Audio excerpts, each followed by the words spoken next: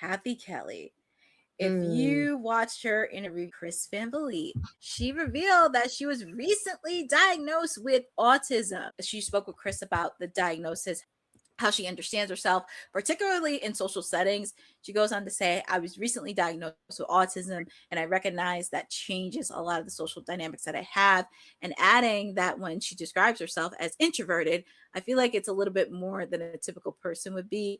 But she mentioned that she's pretty introverted and pretty low key nowadays, said she places a high value on self work and learning about herself with a long standing interest in psychology that she shapes on how she watches everything from reality television to her own segments.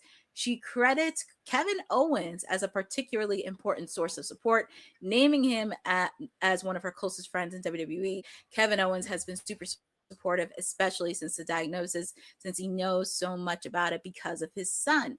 She describes him as very grounded and a good person to go to for advice. He'll direct about it and give you a really good answer.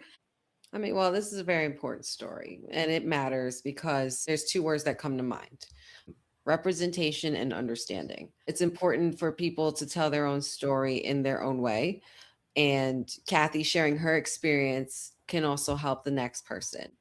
Learning more about yourself, especially as an adult, can provide a lot of clarity and context. And a lot of adults do receive diagnosis later in life. It takes courage to be vulnerable publicly, and all power to her. We have to remember that, this is just another layer of the pieces of, the global machine behind WWE, how so many people are involved, and she's one of those pioneers. If sharing her experience even helps one person better understand themselves, then that's so important and it's extremely meaningful and it can create such a good impact. Love to Cathy Kelley. Mwah.